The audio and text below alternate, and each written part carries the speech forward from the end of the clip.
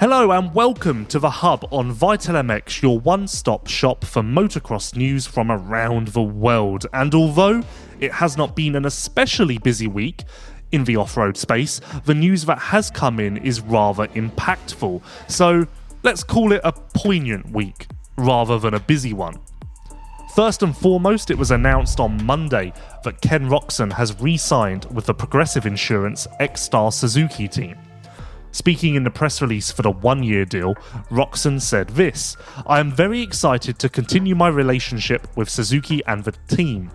We have had a pretty successful last couple of years, and we are eager to continue chasing our dreams of wins and podiums." It is of course no surprise that Roczen has remained in yellow. There aren't too many other options for him in the paddock, although that will change ahead of 2026 when Ducati enter the fray. Although remember, Ducati will not be competing in 2026 Monster Energy AMA Supercross. Instead, their full-time debut will be in 2026 AMA Pro Motocross.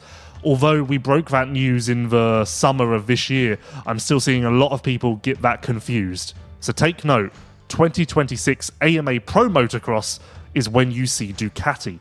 Shortly after Ken Roczen's deal was announced, Jorge Prado was finally officially confirmed as a Monster Energy Kawasaki rider.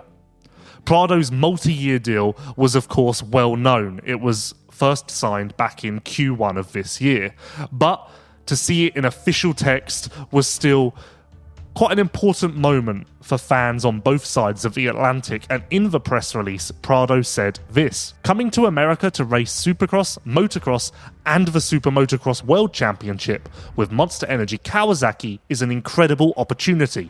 I've always admired the level of competition here, and I'm excited to challenge myself against some of the best riders in the world. This is a new chapter in my career, and I'm ready to give it everything I've got representing a legendary factory like Kawasaki. The passion and intensity of the fans here is unmatched, and I cannot wait to experience that energy." As you would have seen in all of the announcements, Prado is now a Kawasaki rider, a Monster Energy rider, and a Fox Racing rider from head to toe. So, all change for Prado, who looks almost unrecognisable as he departs Europe as a four-time world champion. Jumping to the middle of the week now, Triumph Motorcycles released a statement to confirm that they have parted ways with former team principal Bobby Hewitt. Hewitt was of course tasked with building Triumph Factory Racing's SuperMotocross World Championship team here in the United States, but that relationship seemingly turned sour, and now he has left for building. In the official press release, it was of course labelled a mutual decision, but the truth lies somewhere between that text. Speaking in the statement though, Bobby Hewitt said this: "I would like to thank Triumph Motorcycles for giving me the ability and opportunity to build the Triumph Motorcycles race program from the ground up for the past 2 years. Putting together a new team and rider lineup for the 2024 and 2025 SMX race season will forever be one of my greatest accomplishments. I especially want to thank this year's riders for the 2025 SMX race season for believing in me and the program.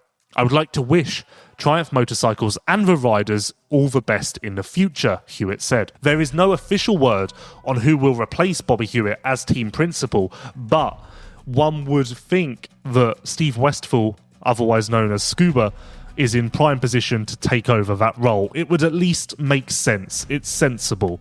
Although, as I said, no confirmation. So perhaps Triumph go for an outside hire.